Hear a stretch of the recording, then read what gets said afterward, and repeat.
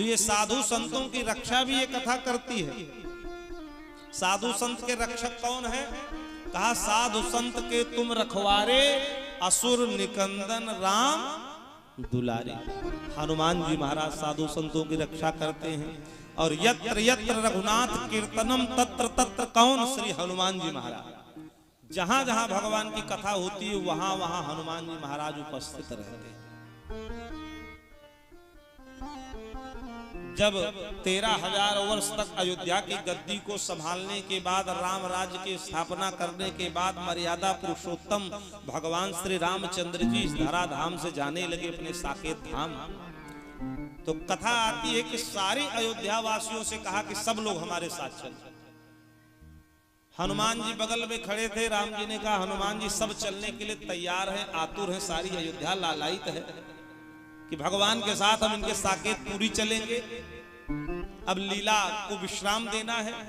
और हनुमान जी तुम तो पंक्ति से अलग जाकर के खड़े हो, क्या बात है, तुम नहीं चलना चाहते? हनुमान जी ने कहा प्रभु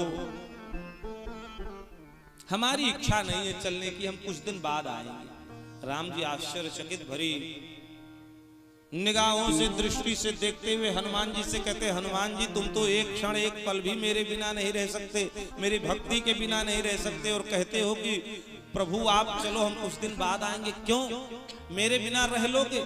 तब हनुमान जी ने बड़ी सुंदर बात कही। हनुमान जी ने कहा प्रभु एक बात बताओ, जहां आप लेकर के चल रहे हो क्या वहां पर आपकी कथा सुनाने वाला कोई कथा प्रवक्ता है? वहां आपकी कथा सुनने को मिलेगी साकेतपुरी में?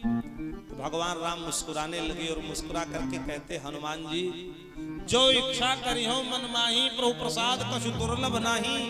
जो इच्छा करोगे वो वस्तु तुमको साकेतपुरी में उपलब्ध मिलेगी, लेकिन मेरी कथा सुनाने वाला कथा प्रवक्ता कोई नहीं है। कथा तो इस मृत्यु लोक में ही सुलभ है, वहां कथा सुनाने वाला कोई नहीं है, इसलिए कथा सुनने को वहां नहीं मिलेगी। हनुमान जी ने कहा बस इसीलिए तो मैं वहां नहीं जा रहा हूं। इसलिए हे प्रभु जब तक इस धराधाम पर एक भी वक्ता कथा सुनाने वाला रहेगा और एक भी श्रोता कथा सुनने वाला इस धराधाम पर विद्यमान रहेगा, तब तक मैं इसी मृत्यु लोक में रह करके आपकी कथा को सुनता रहूंगा, गाता रहूंगा, तब तक मैं आपके साकेतपुरी नहीं आऊंगा।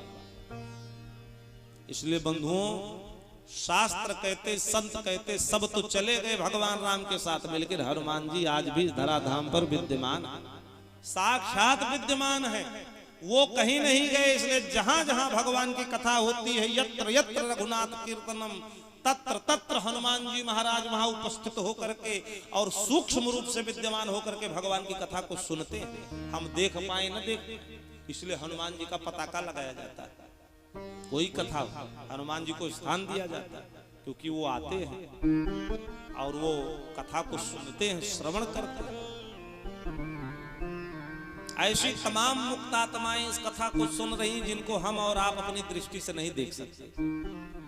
इन साधारण आंखों से उन मुक्त आत्माओं को नहीं देख सकते। हमारे आपके ही सम्मुख बैठ करके उपस्थित होकर के इस कथा को सुन रही, हमारे आपके पूर्वज इस कथा को सुन रहे हैं, लेकिन इन साधारण आंखों से हम और आप उनको नहीं देख सकते।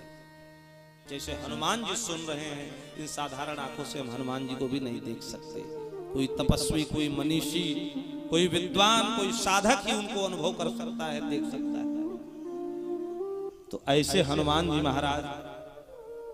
तो ये कथा क्या है? कहा सुधा साधु, दूसरा सगुण है साधु बनाती है, साधु संतों का दर्शन कराती है, साधु संतों की रक्षा करने वाली भगवान की कथा है। और तीसरा सगुण क्या है? सुरतरु, सुधा साधु सुरतरु। सुरतरु माने होता है कल्प वृक्ष।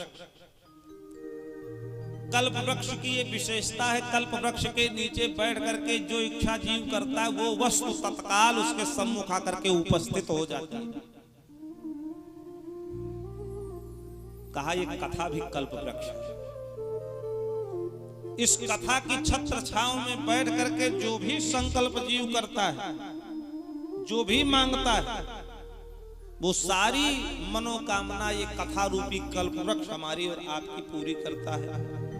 संसार का सुख भी मिलेगा, आध्यात्मिक सुख भी चाहोगे वो भी मिलेगा, संसार का दुख जो है वो दूर हो जाएगा, दैहिक दैविक भौतिक दुखों से छुटकारा मिलेगा। और जो संकल्प जीव करता है उसकी पूर्ति भी ये कथा करने वाली है। इसलिए ये रामायण ही, ये राम कथा ही कल्प वृक्ष है बंधुओं माताओं।